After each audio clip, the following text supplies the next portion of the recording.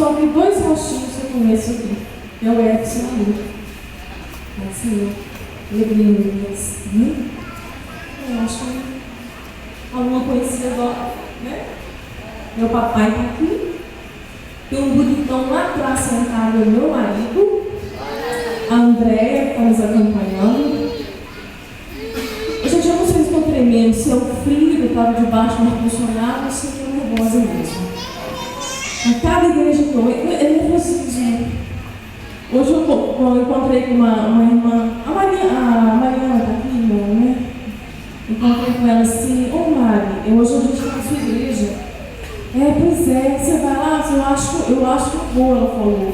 Então você ora por mim, eu estou com a barriga doendo. Não, você está acostumada com isso? Não, não. Se a gente acostumar, o negócio complica. No dia que eu acostumar, eu corro o risco de eu me deixar sozinha aqui em cima. Não é verdade? Olha, não conheci a igreja, é uma alegria estar aqui com vocês. Né? A oportunidade que Deus tem me dado a mim, ao meu esposo, a Andréia. Mas eu confesso que eu não estou numa missão fácil. Eu confesso que se eu pudesse escolher, eu não teria escolhido dessa forma.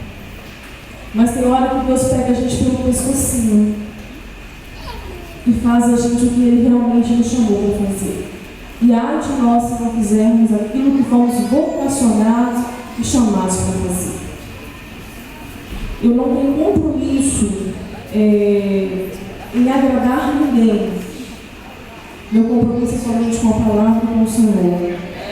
Até mesmo a igreja que eu sou membro, com a minha família, o meu pastor, que eu amo muito, nem a ele estou vinculado, nem a igreja que eu frequento, o ministério do Vale de Baca está vinculado. Ele não tem vínculo nenhum com nenhuma instituição, com nenhuma igreja, com nenhum pastor. Ele é do Senhor.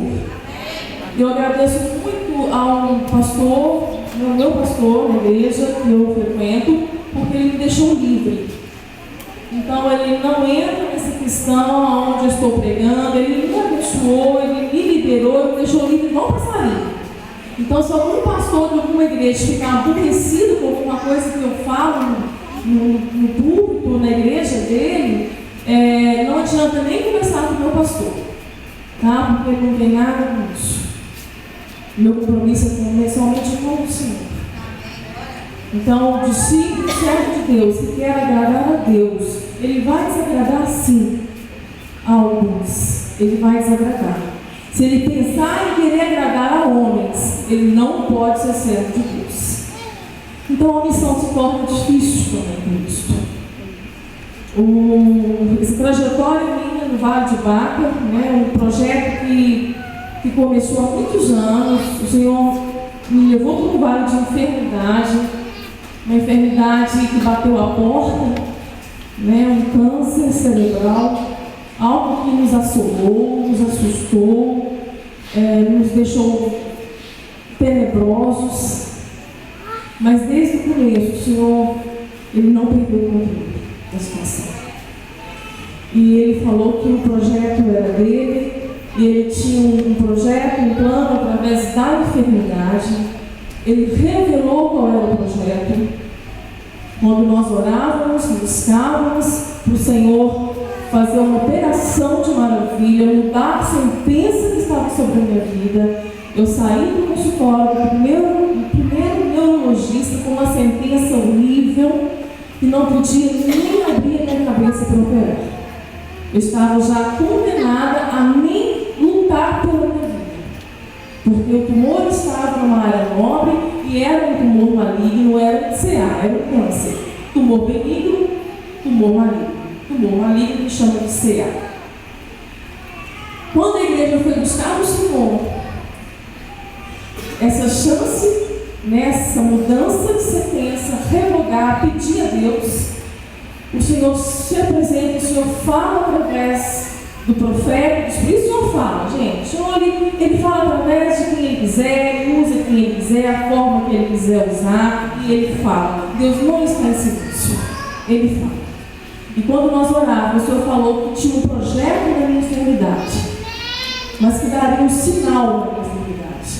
Depois ele disse que o projeto era pregar o Evangelho do Reino de Deus em todos os lugares que ele me mandasse ir. Eu confesso, se eu pudesse escolher alguns lugares, eu não teria ido, porque a minha vontade é de chorar. E quando a gente ama a palavra de Deus e vê o que estão fazendo com ela dentro das nossas igrejas, a minha vontade é de chorar. Teve um dia que eu fui pregar numa igreja e antes de passar a palavra, teve o mesmo momento que aconteceu aqui. Foi o momento das ofertas. Só que eu não sabia que seria o momento das ofertas. Já era 10:09, a igreja cantou muito, desde 7:30, e falaram que eu tinha 20 minutos só para pregar. Eu prego em 20 minutos. Eu não consigo dar o meu testemunho e pregar só com 20 minutos. Mas era o tempo que eles me deram. Quando deu 10:09, o pastor falou assim: agora, irmãos, chegou o melhor da festa. Agora é o melhor da festa. Eu falei, graças a Deus, agora é a palavra, né? Agora, que bom, né? Nós vamos ouvir a palavra, mesmo que seja só 20 minutos. Eu vou ter que fazer um milagre de me organizar para pregar em 20 minutos. Quando eu levantei, eu fiz assim com a mãozinha, achei que eles iam orar por mim, porque eu vi a irmã pegando olhos, deve orar por mim agora. Eu fechei o olho. Na hora que eu fechei o olho, ele disse: nós vamos agora plantar para colher. Chegou o melhor da festa. Eu abri os olhos, me vontade de sair correndo. No momento de chorar. Em qual momento que seria então o mais importante naquele culto? Em que lugar que a palavra de Deus tem ocupado em nosso culto? Quando deu 10:09, o melhor da festa era a oferta, era o dízimo, eu preguei sim, 20 minutos. Mas foi uma palavra que eu não quero pregar, só se o Senhor mandar. Então, meu compromisso é só com o Senhor mesmo. Teve um dia que eu reclamei, falei: Senhor, o teu evangelho ele é maravilhoso, a tua palavra é poderosa, mas eu queria pregar de outra forma. Eu queria pregar as bênçãos, as vitórias, eu queria pregar as colheitas, eu queria pregar a parte boa, né? A igreja gosta, uma parte que a igreja gosta de ouvir a vitória que Deus vai dar, que Deus é poderoso, Ele é maravilhoso.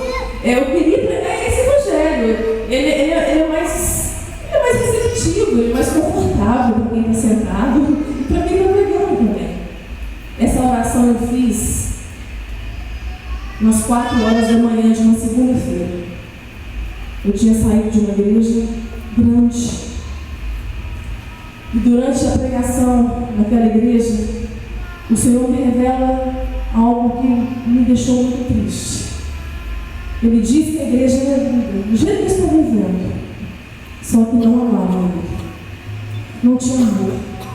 Era como aquela figueira estéril, cheia de folhas, mas não havia filhos, não havia frutos.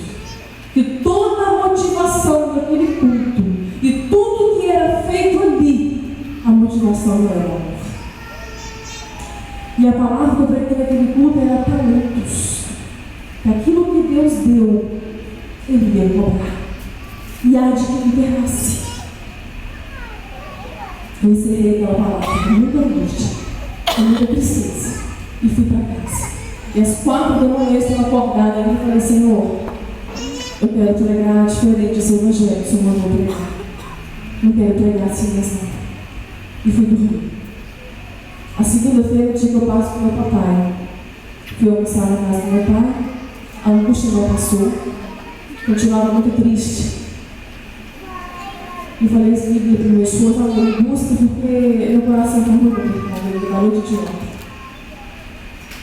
Chegando no meu bairro, Iguaçu, eu vi um homem sentado na mansão. E esse homem parecia que estava bêbado. Independente de não estava bêbado, eu falei: amor, para o carro agora. E desci do carro correndo. E quando eu ajoelhei na calçada, esse homem caiu em cima do meu braço. Um homem forte. Eu tive que ajoelhar porque ele caiu. Aí eu falei: o senhor bebeu, moço? Ele tinha 60 anos de idade, bem arrumado. O senhor bebeu, moço? Não, eu não bebo. Caiu no bolso do isqueiro, cigarro. O rosto ficou todo vermelho, a perna ficou pálida, os braços pálidos, a boca rostou e o peito endureceu. Eu sabia que ele estava tendo infarto.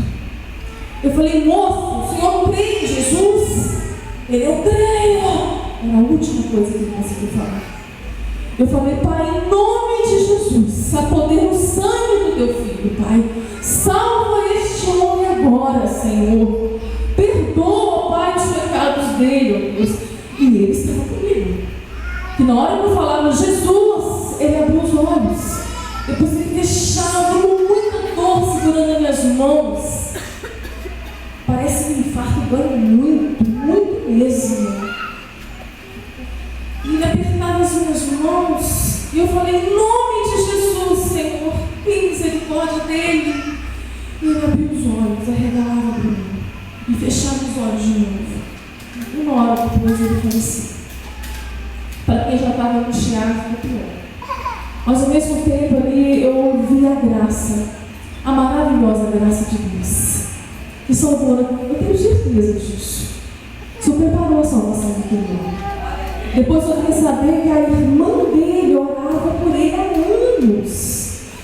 Mas aquela regalada de olho dele com o nome de Jesus, quando eu falava Jesus, deu para entender também que ele conhecia Jesus.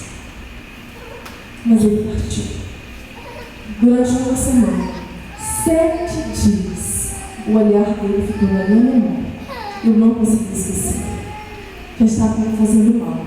Eu não consegui esquecer. O dia todo, o tempo todo, os olhos dele esbugalhados para mim. Eu vi a alma daquele homem naquele olhar. Uma alma que pedia socorro. Quando deu uma semana, na outra segunda-feira, a gente demora assim para poder entender as coisas. Nós somos muito lentos no mundo espiritual. Eu falei: Deus, por que eu esqueço o olhar dele? Por que eu não consigo esquecer? O Senhor me respondeu. Ele falou comigo assim: você lembra daquela oração que você fez? Às 4 da manhã? Eu não esqueci que você me pediu. Você me pediu um outro evangelho para pregar. Um evangelho de entretenimento, que massageasse o ego das pessoas, pregasse o que elas quisessem ouvir. Sabe por que aquele homem morreu nos teus braços? Porque ele ouviu a última vez o meu nome. Eu deixei que você falasse para ele pela última vez o meu nome. E é isso que eu quero que você pregue. E é dessa forma que você vai pregar. Como se fosse a última vez. A última vez estarão ouvindo o meu nome.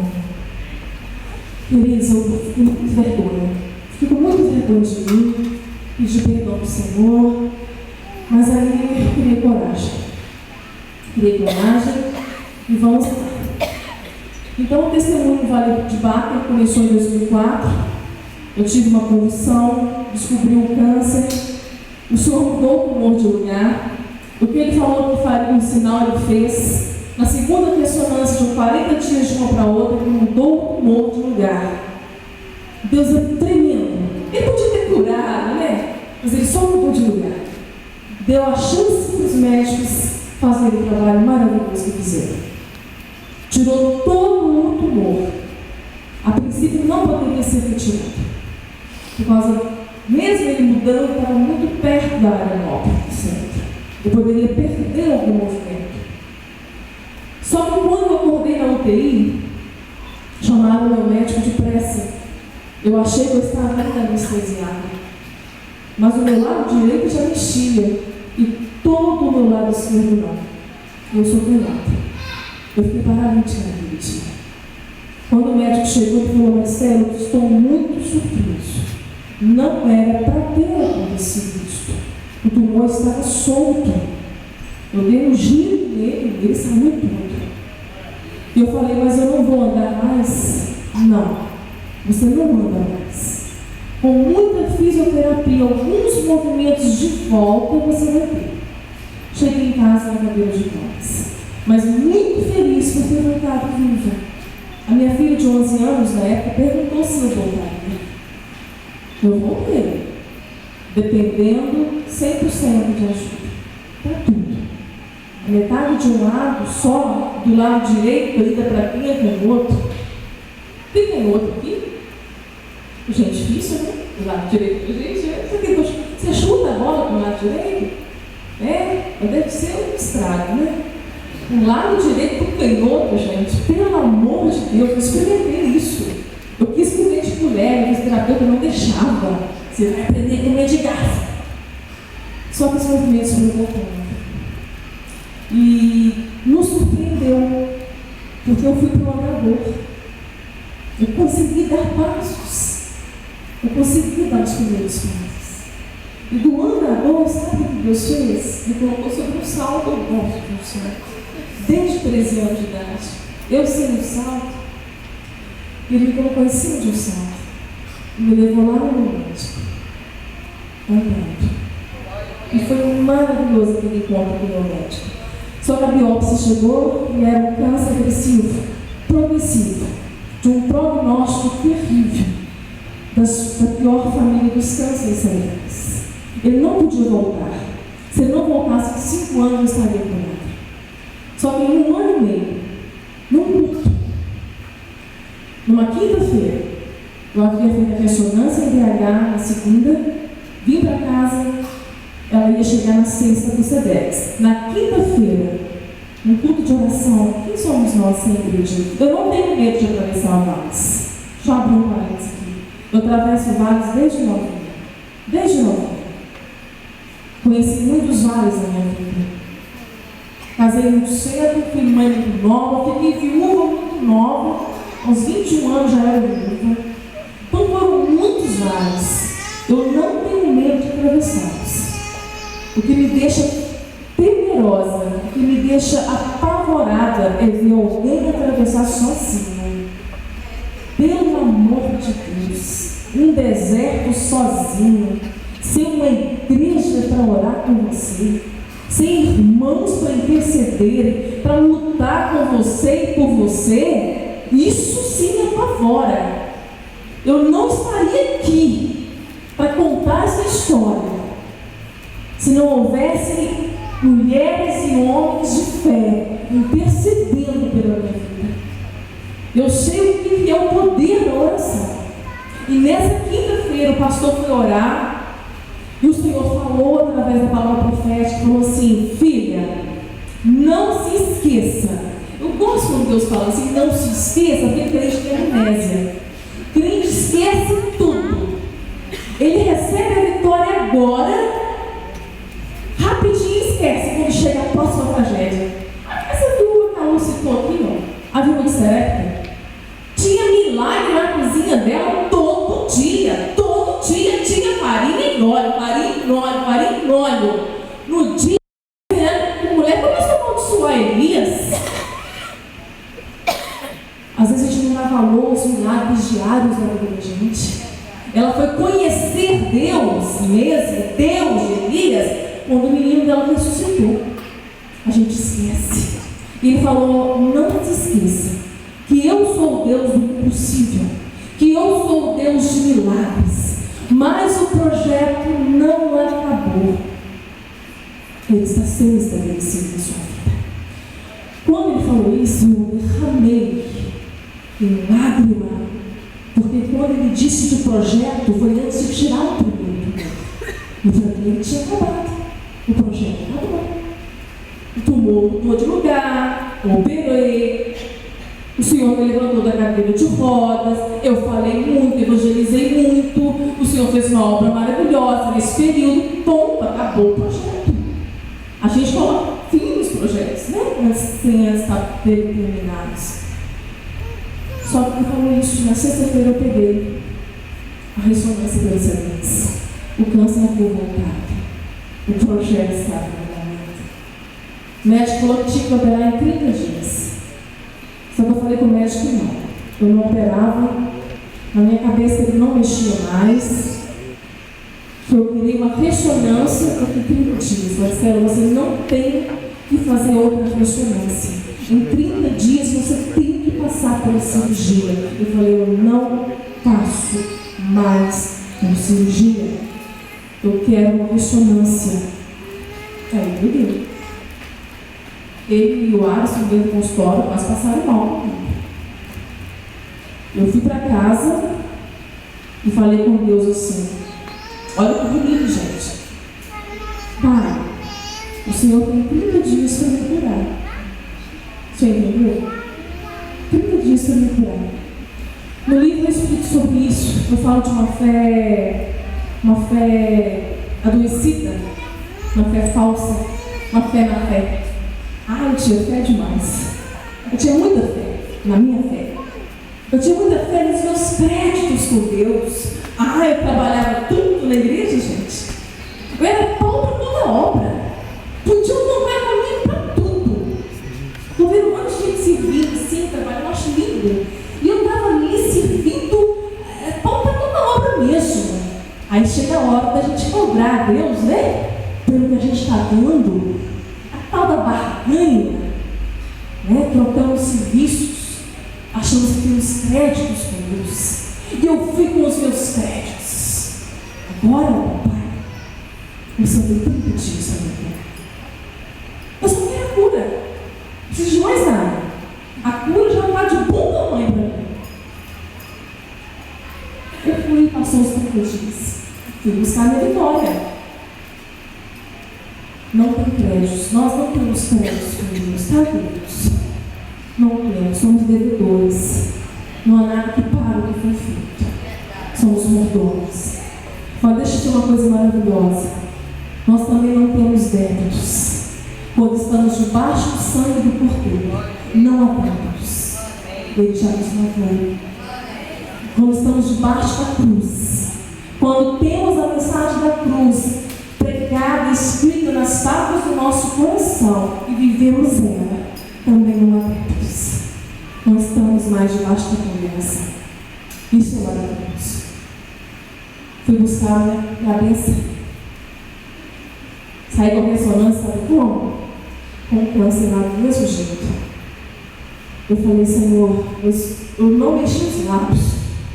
Eu conheço, eu sei como é que o bicho é. Diabo não está brincando de ser diabo, não, gente. Nós colocamos a culpa em muitas coisas nele, mas muita coisa não é culpado, não. Ele só espera saber o que está acontecendo. Na hora que ele vê o cenário pronto, e eu estava diante de uma situação muito difícil. Eu falei no meu coração, Senhor, eu vou escrever a tua palavra no meu coração para não pecar contra ti. E vim embora de Belo Horizonte para casa, eu e a Senhor, num silêncio, mas brigando com Deus. Sem mexer os lábios. Eu falando com Deus assim, ó, o senhor não pensou na minha mãe, não? Minha mãe vai dar um troço, vai infartar. Mãe sofre com o filho doente. Não é, mães? A gente quer tomar o lugar deles, né? Minha mãe estava nessa situação. O senhor pensou na minha mãe, o senhor pensou nas minhas filhas, no meu marido e no meu pai. Que era curar um tumor, o senhor não era nada. Você é Deus de milagres, o senhor falou que é Deus de milagres, Deus do impossível. Custava. Eu cansei de reclamar com a oração murmuratória. Aí eu calei. Na hora eu calei, o Senhor falou, filho, pode descansar. Que a cirurgia vai ser maior do que a cura. Porque isso é complicado. Vim para casa, cheguei em casa moída. Gente, Deus estava me tratando mesmo. Estava me tirando de muita coisa. Deus estava me curando de muita coisa. Para começar de mim. Do legalismo, da religiosidade, demais na conta. Eu cheguei em casa destruída. E falei, Senhor, o Senhor tem falado de várias maneiras. Mas eu quero que o Senhor fale, eu peço que o Senhor fale comigo na minha palavra. Fala comigo sobre esse projeto, sobre essa enfermidade. Fala comigo. Eu abri a palavra. E o Senhor falou. O Senhor falou lá no profeta Zacarias, no capítulo 13, versos 8 e 9. Vou trazer isso para vocês, porque é maravilhoso que Deus falou. Zacarias, capítulo 13, versos 8 e 9. E ele disse assim, na minha versão está na palavra que eu identificaria que era ele mesmo falando diretamente comigo. As duas partes serão extirpadas. Na hora eu identifiquei o que Deus estava falando. Na neurocirurgia, na retirada de tumores cerebrais, a palavra usada é extirpar. Não se usa outra. Eu conheci essa palavra. As duas partes serão extirpadas, mas a terceira parte vai estar nela. Eu farei passar a terceira parte pelo fogo, aprovarei como se prova o ouro, purificarei como se purifica a prata. Você invocará o meu nome. Eu direi, eu sou o teu Deus, você é o meu povo. Eu entendi que o primeiro foi extirpado, o segundo estava prestes a ser. Mas quando ele falou da terceira parte, eu imaginei, olha, eu vou passar por um outro vale, depois desse projeto terminar, acabar tudo isso, vai ter um outro vale, e esse vale vai ser maior do que os dois, porque nele eu vou ser provada no fogo. E a fé precisa ser provada mesmo. E não tem como provar a fé se não for no fogo, não. É provação.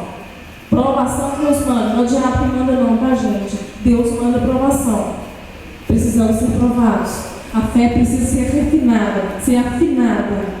Pedro fala, se nossa fé não for provada, nós vamos para o inferno.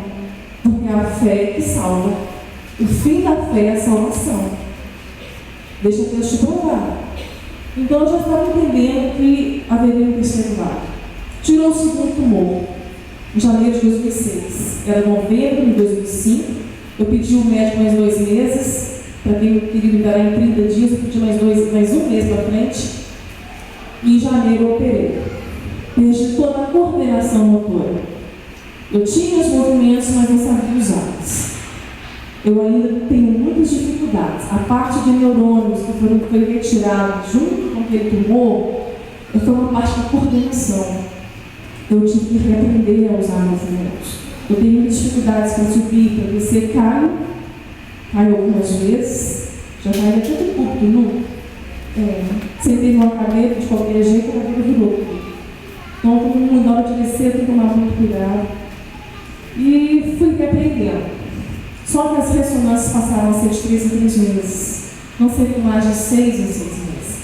Porque pela medicina eu estaria curada se o câncer não voltasse em 5 anos. Ele voltou em menos de 1 ano e meio. Então eu seria vigiado de perto. E nessa batalha se passaram mais 1 ano e meio. No final de 2007, em novembro, a Luana estava fazendo 15 anos. E eu estava vendo a Luana fazer 15 anos. Porque eu achei que da segunda vez eu não escapava, não. Daquela cirurgia, não. E eu estava vendo a Luana fazer 15 anos e estava muito feliz. E era a semana de repetir a ressonância trimestral, que parecia mais ser 3 dias. Só que na outra semana, eu falei com meu esposo, eu quero fazer na outra semana, não vou fazer agora. Na outra semana eu faço. Vamos glorificar o Senhor pelos 15 anos da Luana, sem ressonância. E tá bom. Na outra semana fui tranquila a fazer. Eu estava vivendo uma vida tranquila, para mim já tinha terminado tudo. Só que quando eu faço a ressonância, o câncer volta pela terceira vez. Meu médico de Belo Horizonte, que havia feito as 2 cirurgias, me manda para São Paulo. Não havia mais recursos para mim. Lá em São Paulo, eu fui parar num hospital chamado Beneficência Portuguesa, nas mãos de uma equipe multidisciplinar. O chefe da equipe disse assim para mim, Marcelo, você chegou aqui em 5 anos dessa doença, dessa enfermidade, desse câncer. Em 5 anos, esse tumor atinge o grau mais alto da malignidade dele. Só que esse terceiro, nós não podemos mais abrir a cabeça para tirar.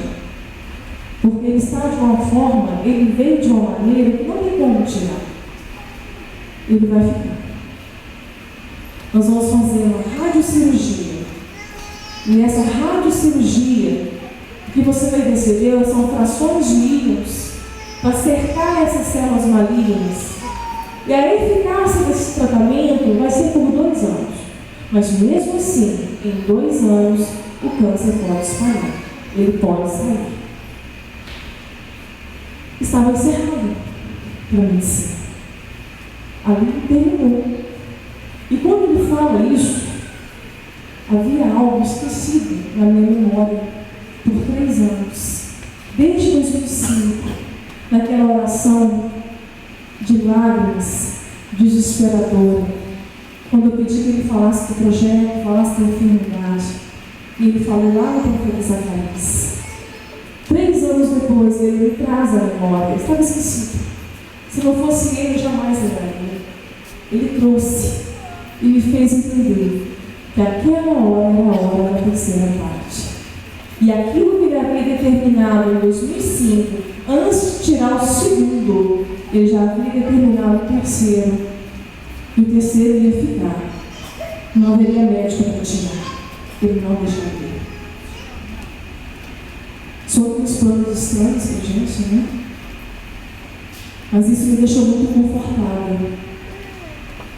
Porque ele não perdeu o controle. Ele planejou. Ele estabeleceu. E ele não curou o câncer. Claro que eu queria uma história diferente para mim. Um final feliz, né? Estou curada. Glória a Deus! Mas quando Deus não cura, Ele continua sendo Deus. E foi através dessa história que Ele colocou na minha boca um evangelho muito puro, muito simples para ser pregado. Um evangelho de morte, de renúncia. O evangelho dele, da cruz, sem mistura, muito simples, mas difícil, né? Estreito. Há muitos propósitos para ele não me curar. Mas o maior deles foi em mim. O pior câncer já me curou dele. De uma fé adoecida, de uma fé fajuta, diluída, de acreditar que Deus tem que fazer o que eu quero, que Deus tem que cumprir os meus sonhos, que Deus é Deus de vitória para mim, que Deus é para mim meu cartão Visa, meu gênio da lâmpada mágica, dá umas pregatinhas, só tenho uma semana para resolver isso. Ele me curou de tudo isso. Ele me curou dos serviços que eu prestava em nome da instituição, mas com uma motivação errada. Ele também me curou disso. Hoje eu sei a quem eu sirvo e para quem eu faço. Eu só faço aquilo que o Senhor me manda fazer. Isso é maravilhoso. Eu precisei desse câncer para ser curada. Mas enfim, poderia ter curado o câncer depois que eu entendesse tudo isso. Mas aí chegou uma história de muita dor, muitas lágrimas, mas de muito ensino, de um deserto de muitas experiências. Vale de Baca seu também. O nome que ele deu. Baca em hebraico são lágrimas. Existiu esse vale. Os peregrinos de Israel atravessaram ele. E eles atravessavam somente com um foco, com um alvo, de chegar em Sião e adorar a Cristo. Eles tinham enfermidades, eles tinham seus problemas. Não eram diferentes de nós. Mas eles tinham uma coisa: adoradores por excelência. Eles queriam adorar a Deus. E uma vez entrando por aquele vale, não tinha como voltar atrás. Não tinha água para beber no vale. A terra era seca, não tinha lençol freático. Então o Espírito Santo direcionou a cada um deles a cavar poços. Mas não tinha água, mas cavaram poços para esperar a chuva. Eles se preparavam para receber, através da busca, da adoração genuína, verdadeira. de um alvo só: chegar em Sião, sem barganha, sem troca. Eles estavam no vale se entregando totalmente, por inteiro, sem reservas. E eles iam de força em força. O Salmo nos fala: de força em força. Cada um com a tua luta, com a tua peleja, com o teu sofrimento. Mas eles cavavam. Não faltou chuva. Você não vai atrair Deus com o teu sofrimento, com as tuas lágrimas, com a tua dor, com o teu choro. Você vai atrair Deus com a tua fé. É com a tua fé verdadeira. Uma fé que te faz descansar. Que mesmo que Ele não te deu o que você tanto quer, você vai ter uma mente tão transformada, uma mente de Cristo, que não se conforma com este mundo, com esse mundanismo dentro das igrejas do Senhor. Uma mente que não se conforma. Somente uma mente assim é capaz de experimentar a boa, perfeita e agradável vontade de Deus. Dá para entender um Deus assim, que é agradável, é perfeito e é bom, Ele não curar também? Pois é. Nesse vale de lágrimas eu aprendi. Eu aprendi a conhecer a Deus mais de perto. Mais de perto. Quando eu não tinha respostas, Ele me dava uma: eu te quero mais perto. Eu te quero mais perto. Para de me perguntar. Para isso que você está me perguntando, eu perguntava para Ele que ia me curar, ou se Ele ia me curar, qual que ia ser. Vamos pegar um atalho aí, que eu preciso de um atalho, que está muito difícil, Deus. 3 meses está muito difícil. Qualquer hora eu posso sair com esse negócio de novo na minha cabeça, me dá um atalho aí. O Senhor pode me dizer que não vai me curar. O Senhor pode me dizer que vai me curar. Aí eu de novo dando opções para Deus. Marque X na primeira ou na segunda opção. Sabe o que ele disse para mim? Eu falei: por que o Senhor não me fala? Porque eu te quero mais perto de mim. Vem para mais perto. Teu lugar é perto de mim. Teu lugar é perto de mim. No vale de Baco, no teu vale, no teu deserto, teu lugar é perto dele. Mas é bem perto dele. Porque a tendência nossa é afastar. A tendência nossa é frustrar. Porque nós criamos expectativas em torno de um Deus que nós construímos com a nossa mente, com a nossa fé, com a nossa crença religiosa. Um Deus que não é bíblico, um Deus estranho, que eu preciso pagar para Ele, que eu preciso sacrificar, que eu preciso dar tudo o que me pedir para receber.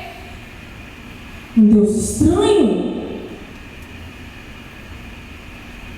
Graça, pela graça, de graça, Jesus morreu, derramou sangue, fomos justificados, fomos perdoados, foi consumado. Não foi só perdão de pecados, não. Deus não morreu na cruz só para perdoar os nossos pecados, não. É para fazer a nossa natureza pecaminosa morrer junto, nascer de novo. Regeneração, desobediência e da ira. Mas em Cristo Jesus e só nele, filhos de adoção, por adoção,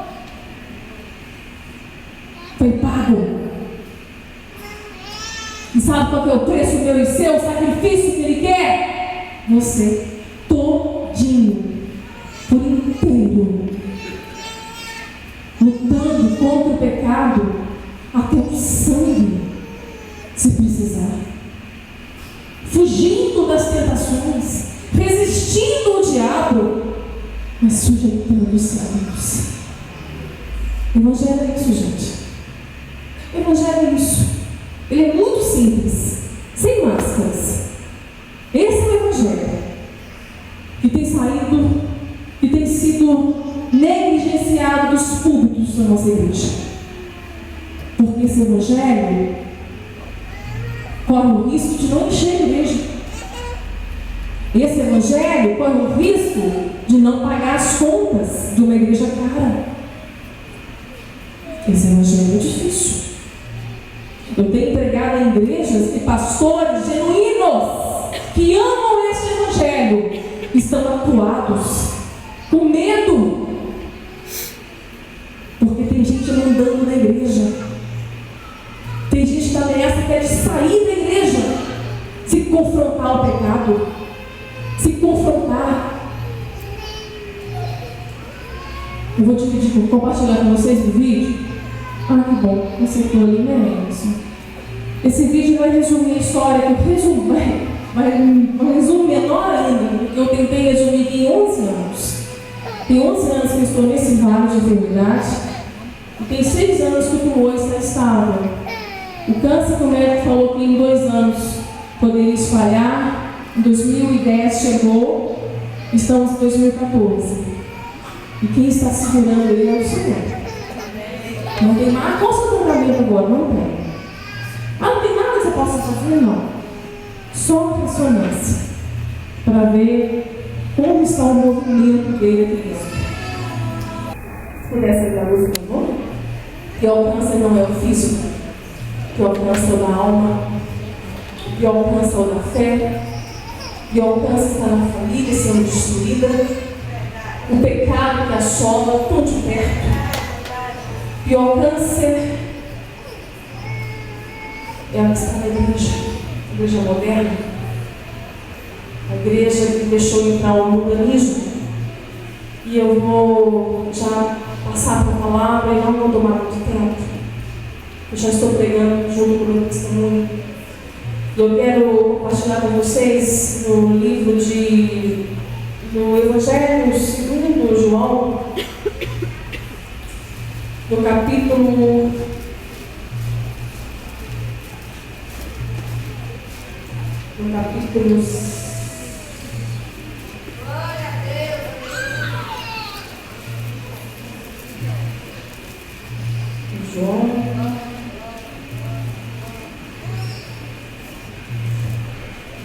no capítulo 7, João capítulo 7, verso 37.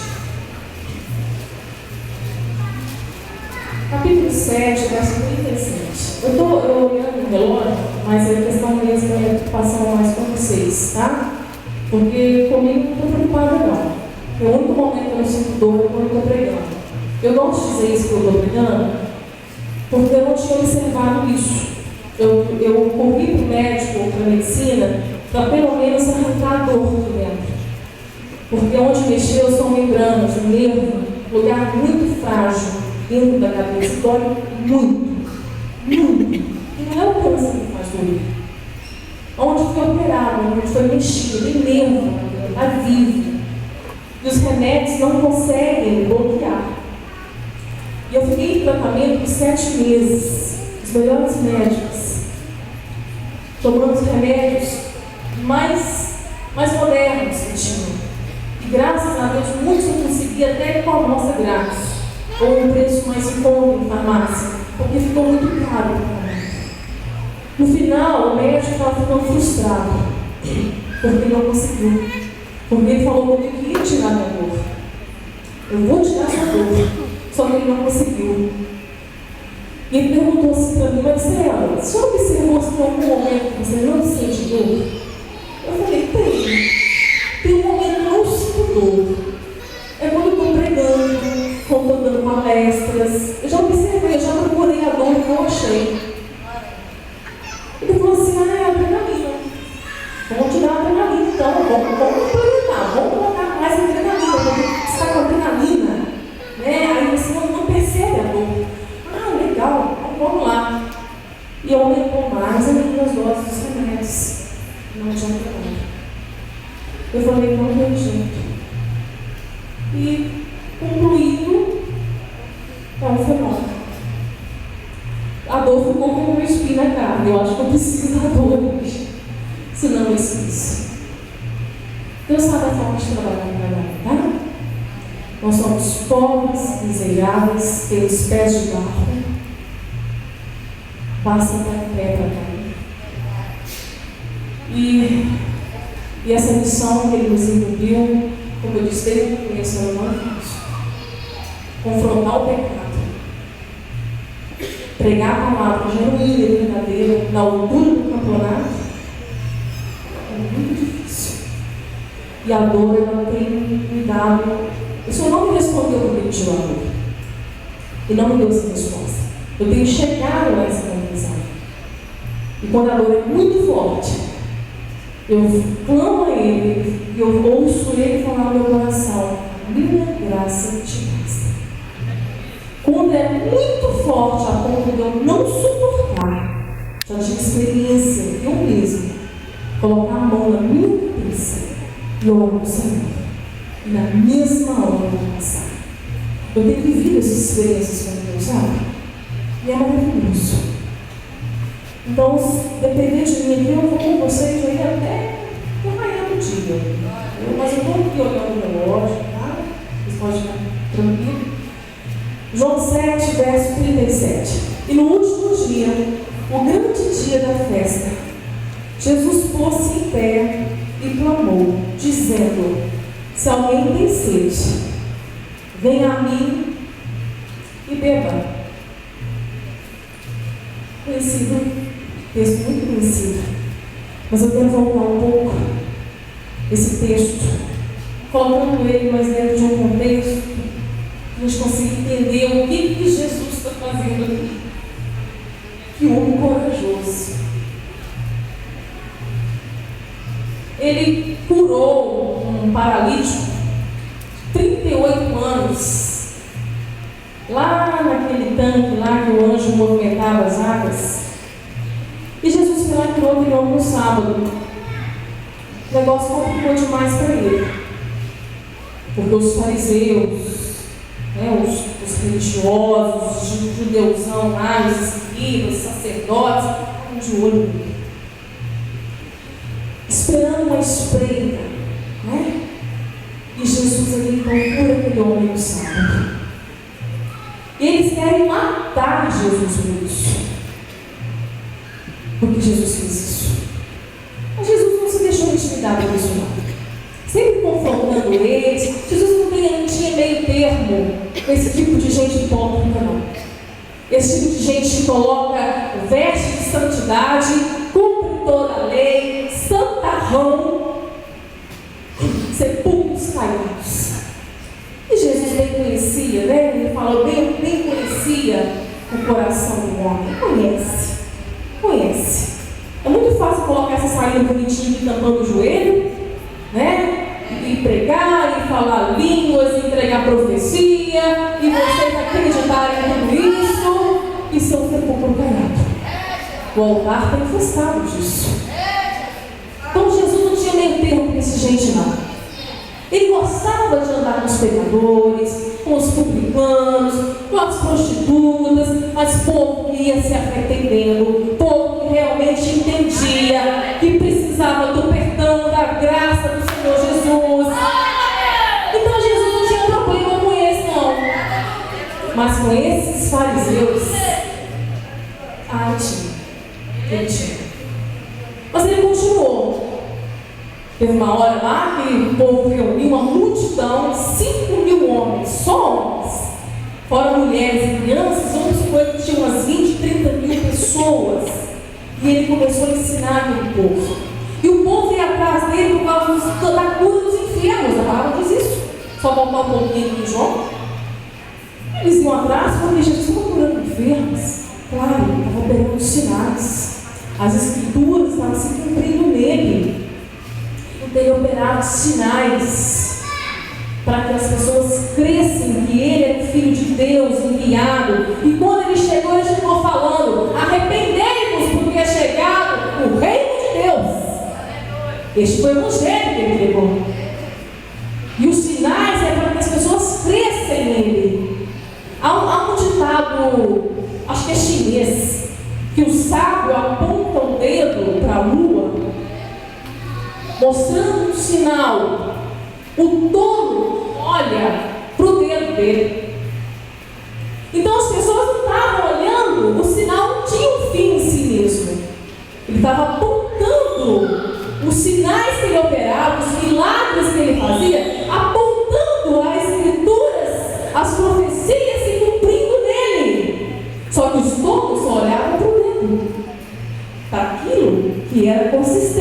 podia pegar.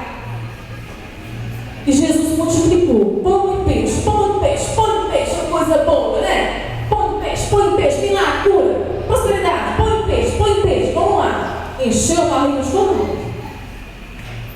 Os discípulos pegaram o barquinho, foram para o mar de Tiberíades, Galileia, atravessaram para Cafarnaum. E Jesus não foi. Ele ficou no monte orando. Quando foi de madrugada, havia uma tempestade, os discípulos estavam passando aperto, Jesus foi caminhando sobre as águas. Essa história também é bem conhecida, né? Vai caminhando sobre as águas, Pedro leva um sustão, né? Quer caminhar também. Ali tem essa mensagem tem uma palavra, uma revelação maravilhosa, que às vezes Deus não vai acalmar a tempestade, Ele vai te ensinar a andar sobre as águas com a tempestade soprando. E é assim que Ele quer nos ensinar, e Ele não nos deixa não falhar. Eles chegam então para Cafarnaum. E o povo do pão e peixe foi lá onde foi multiplicado, não acharam Jesus. Ficaram doidos. Cada um pegou seu barquinho atrás de Jesus. Jesus foi para o templo. Foi para ensinar. Só que quando eles chegaram, onde chutaram que a gente não achou, você sumiu. Jesus falou assim: olha, não sei por que vocês estão atrás de mim. Eu sei o que vocês querem. Vocês estão atrás de mim por causa dos sinais que eu operei. Vocês estão atrás de mim porque vocês querem. Gulosos. Eu sou o pão da vida. Trabalhe pelo pão que é eterno, não pelo pão que perece. Fazem as obras do meu Pai. A que obras? De crer naquele que Ele viu. Neste vocês não querem crer. Vocês não querem. Moisés deu o pão no deserto e seus pais morreram lá. Eu sou o pão vivo que desceu do céu. Vocês não estão vendo. Vocês não perceberam ainda. Se vocês não comerem da minha carne e não tomarem do meu sangue, não vai ter vida em vós. Se beberem do meu sangue, se comerem da minha carne, terão vida eterna. E eu os ressuscitarei no último dia. Não tem como seguir Jesus se não aceitar Ele por completo. A carne, o sangue, a cruz, o sacrifício, renúncia. Ele não te obriga. É se você quiser. Se quiser, venha após mim. Negue-se. Toma a tua cruz e me siga. Se você quiser ganhar este mundo, você vai perder a tua alma. Mas se você perder a tua vida aqui, você tem uma vida eterna. Sabe o que aconteceu, queridos? Os discípulos, havia muitos, não somente dois. Eles viraram um para o outro. Dura esse discurso. Nós não podemos ouvir. E foram embora. Abandonaram Jesus. A gente não queria isso não. A gente queria só aquele da vitória, da bênção, da fartura, da prosperidade. Prosperidade não é pecado, gente. A teologia da prosperidade é uma praga. E o cabeção dela é Satanás. Ele ofereceu tudo isso para Jesus no deserto. Status, sucesso, fama, poder, dinheiro, reinos, glória, fama. Sem droga, se ele prostrasse e adorasse Ele. Muitos têm adorado nessa hora, não Jesus, em troca daquilo que o diabo tem oferecido. Que a prosperidade que vem de Deus, ela vai para o coração que é livre, para o coração que é humilde, quebrantado, que sabe que se o Senhor tirar, O Senhor é Deus, e vai ser amado, e vai ser buscado, vai ser louvado e adorado do mesmo jeito. Sabe que a esperança dele não está no dinheiro, sabe que a riqueza dele não é aqui. Estes são próximos de verdade, e estes o Senhor até prospera financeiramente, porque sabe que o coração dele é doador e ama a obra e vai doar, não vai deixar o missionário abandonado no campo.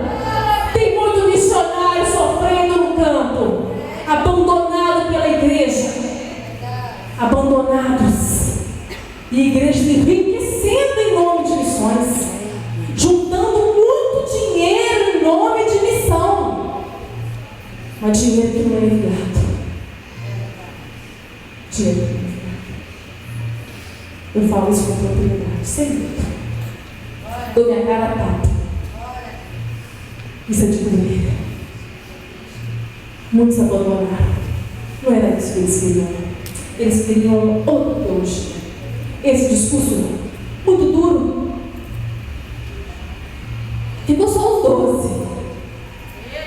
Só os 12. Jesus olhou para eles.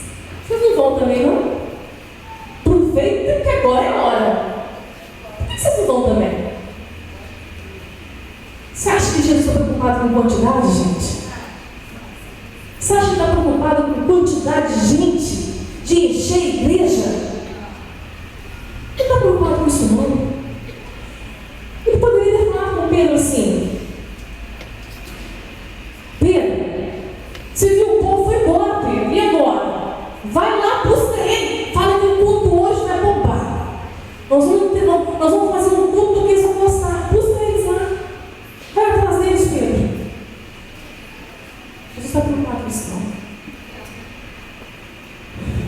Esse evangelho é de entretenimento para distrair a igreja de Cristo. A igreja de Cristo. Charles Spurgeon, mais de 100 anos atrás, ele escreveu coisas que parecem que é de agora.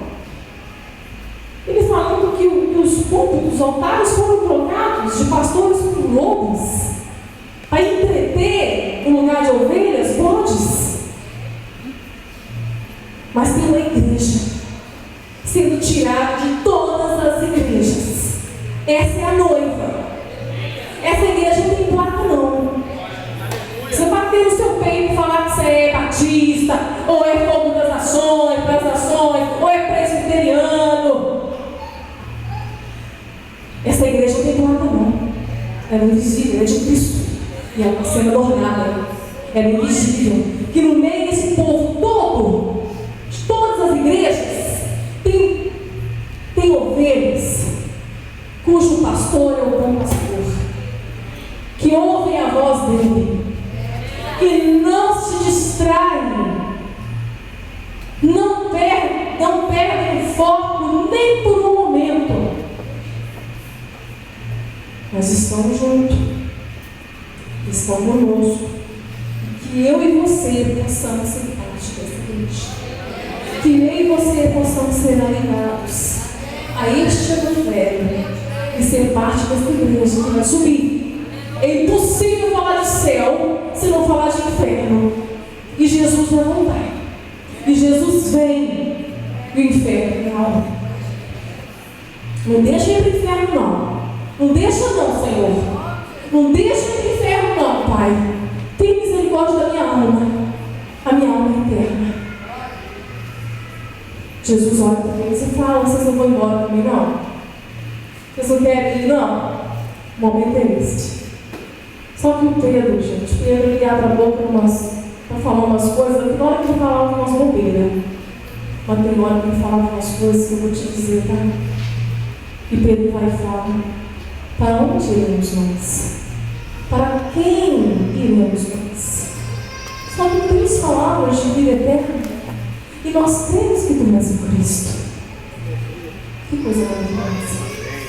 Só que nós caminhamos mais um pouquinho e chegamos então nessa festa do texto do domingo. Jesus então está na festa dos tabernáculos. Era uma das festas mais marcantes para o povo de Israel, uma das festas mais solenes, porque eles traziam à memória o tempo que eles andaram, os pais andaram no deserto por 40 anos, morando em tendas, e nada faltou. Deus de provisão, Deus de cura, Deus de milagres, Deus de poder, de prosperidade, abençoou um povo obstinado, um povo que traiu, e um povo que escapar. Então eles comemoravam essa festa. Eles ficavam 7 dias fora das suas casas, armavam suas tendas, suas cabanas, e iam para as cabanas. 7 dias de festa. Devia ser muito lindo, né? Cheio de gente, de crente, só crente. Os sacerdotes, os fariseus, os príncipes dos judeus. Uma festa linda, 7 dias. Festa, muita festa. Quanta glória! Muito lindo. Glória a Deus. Estou acostumada com muita glória a Deus quando eu prego. Estou gostando demais, né? Glória a Deus. Eu vou fazer comigo.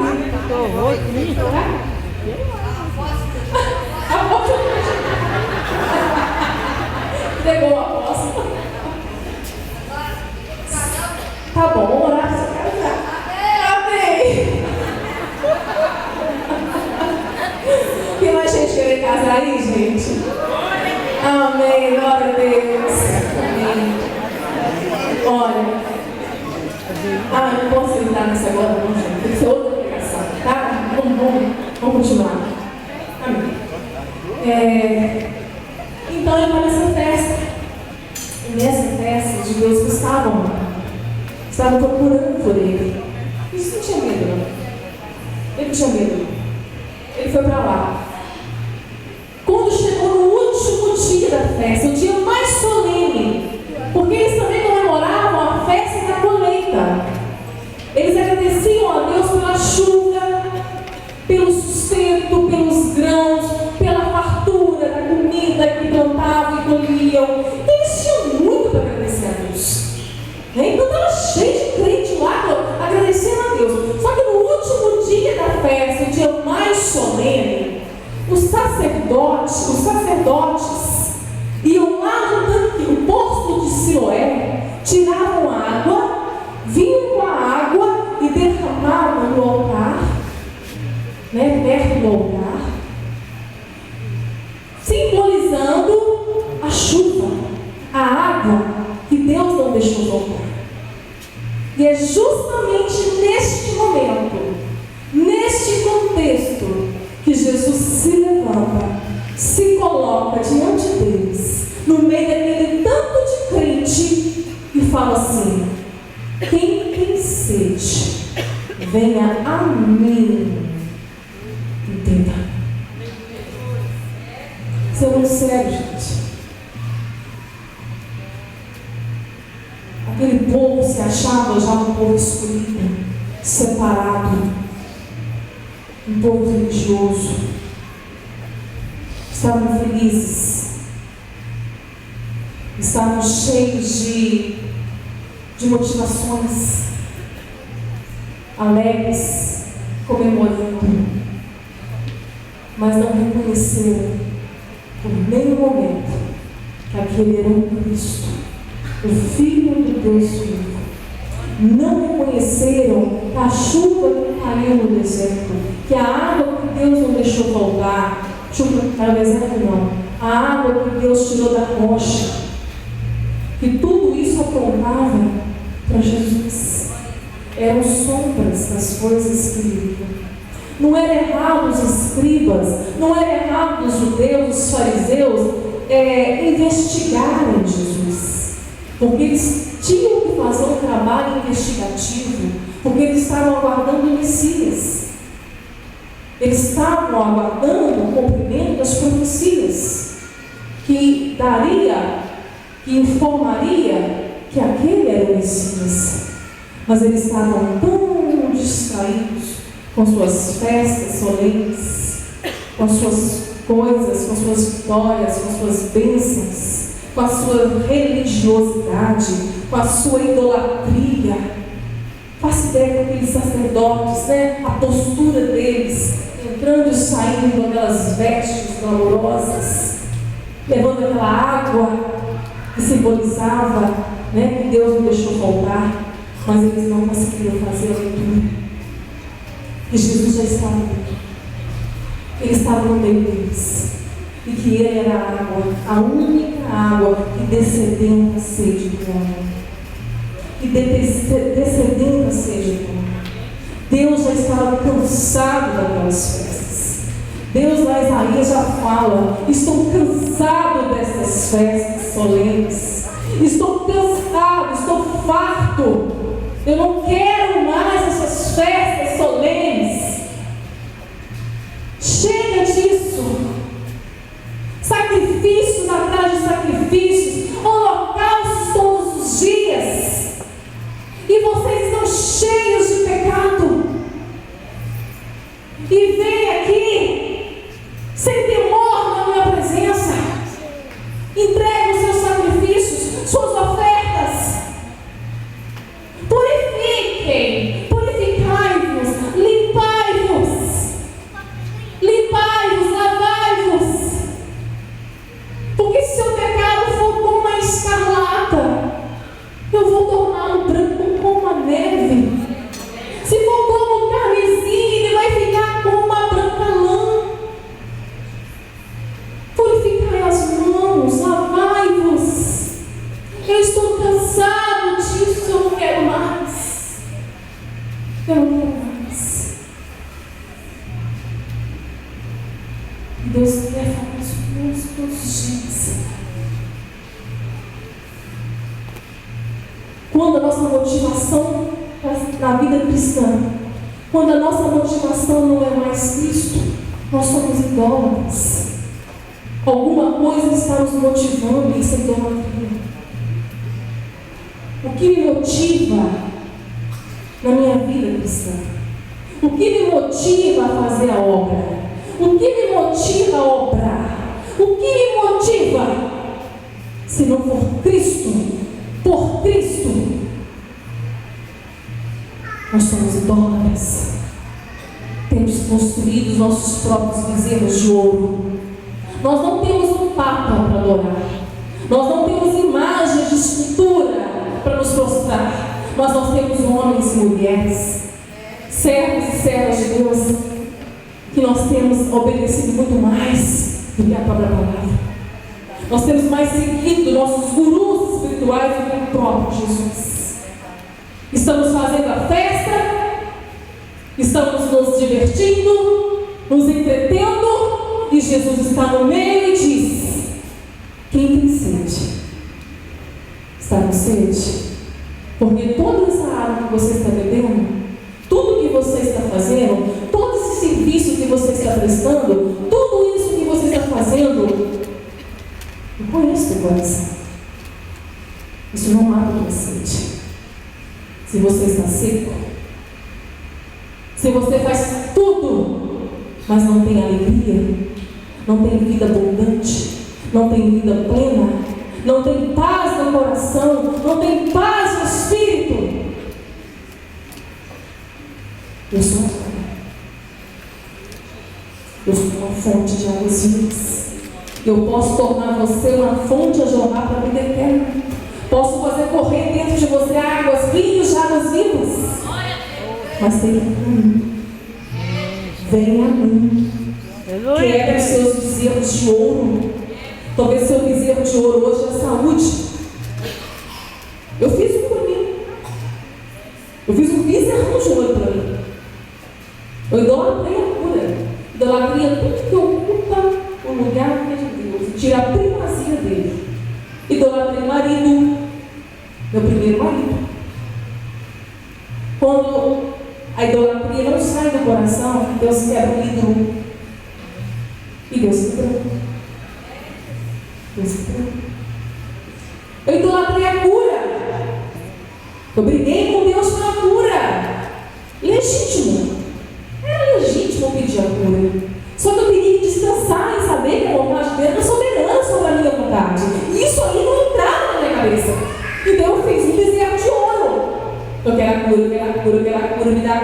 dá cura, me dá cura. Deus não curou, mas me curou. Quebrou o bezerro de ouro. E sabe o que eu descobri? A minha felicidade não estava nela. Talvez seu bezerro de ouro, o marido, a mulher, a esposa, não veio ainda.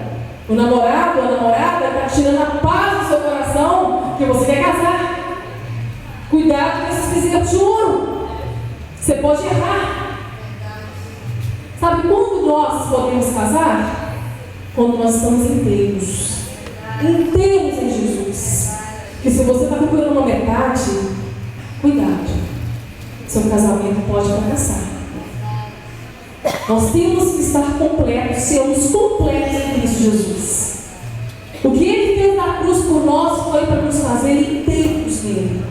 A vida que Ele morreu para que nós pudéssemos viver é uma vida abundante.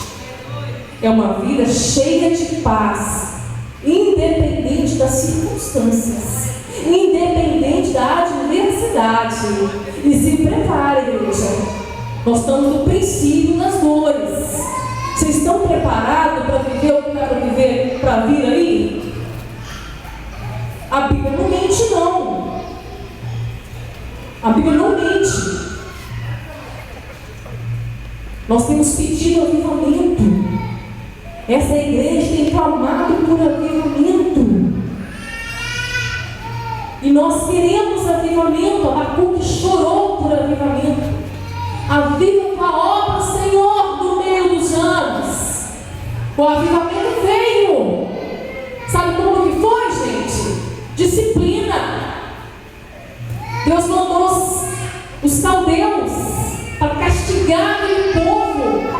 Povo que andava atrás de bezerros de ouro. Povo que não queria saber de Deus. Povo que Deus sabia que abria a boca para louvar com os lábios, mas o coração distante dele. O avivamento veio. E Abacuque chorou muito quando Deus falou isso. Senhor, mas esses homens são piores do que nós.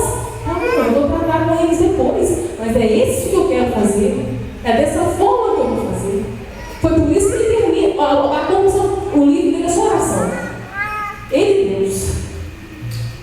Quando ele termina o livro, ele termina como? Ainda que a figueira não floresça, ainda que não haja vide na vinha, ainda que não haja azeite na oliva, ainda que o gado seja tirado dos campos, ou as ovelhas arrebatadas dos currais, todavia eu me alegrarei no Senhor. A igreja está pronta para isso. A igreja brasileira, mimada, está pronta para isso. Queremos tanto avivamento. Eu convido você a ter esse avivamento, a começar por você. Que essa reforma comece dentro de você. Reforma o altar. Coloca o altar restaurado. Aí o fogo cai. Cai na tua vida. Cai na tua vida. Sabe por quê, igreja, que eu estou falando isso? Porque o Brasil aumentou o número de evangélicos. Somos mais de 50 milhões. E tem gente achando que isso aí é avivamento. Que o avivamento chegou no Brasil. Chegou não. Ainda não.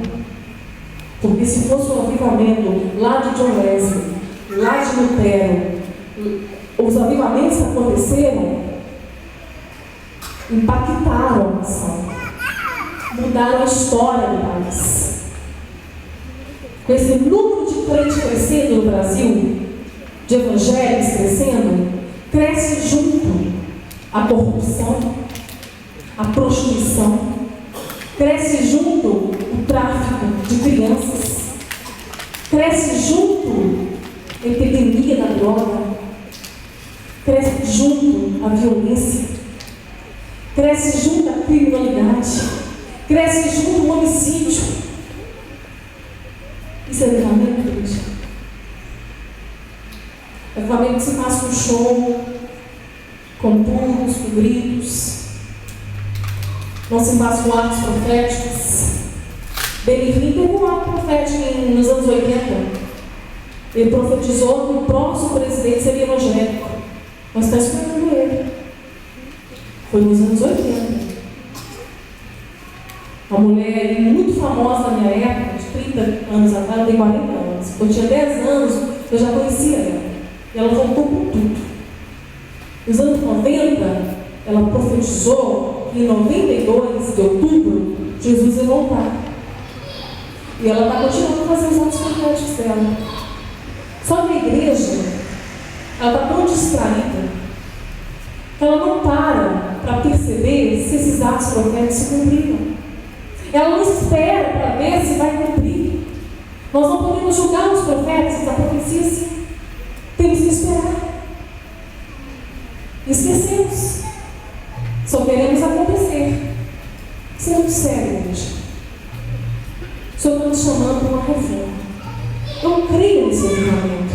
Eu oro por ele. Eu não sei como ele virá. Deus tem duas formas para fazer. Ou um renovo, ou uma disciplina. Eu não sei como ele vai fazer. Só sei que Jesus está nas portas.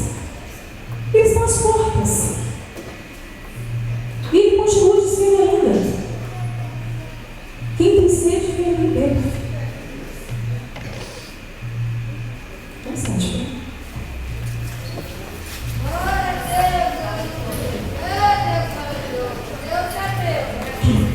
Você possa tomar essa água.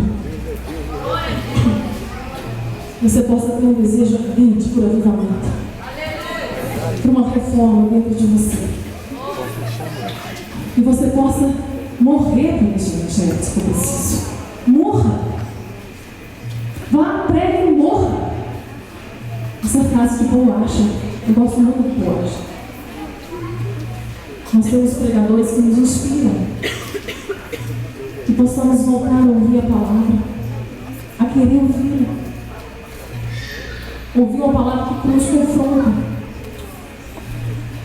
Quando eu era adolescente, há 30 anos atrás, e quando eu vinha para a igreja em pecado, eu chorava o culto inteiro. Eu tinha vergonha. Eu tinha vergonha dos meus pecados. Eu tinha vergonha de ter passado aquela noite toda dançando na boate. E chegar lá na escola dominical com a cara mais lavada. Os meus pais não desconfiaram onde eu estava. Porque adolescente é assim.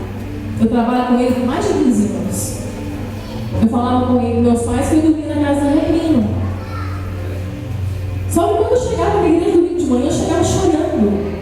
Porque eu sabia que Jesus poderia voltar naquela hora que eu estava dançando, pulando, tomando daquela água podre, suja. Eu já havia experimentado uma água tão viva, tão pura. Não era o meu lugar ali. Eu chorava. Hoje eu não estou vendo isso mais. A igreja não chora mais pelo pecado. Está oculto. Estão ocultos. Desde o banco até aqui em cima, ocultos. Vamos chorar. Vamos pedir perdão ao Senhor. Que esses bezerros de ouro que nós criamos sejam quebrados agora, em nome de Jesus. E toda idolatria que nós deixamos entrar na casa de Deus seja tirada.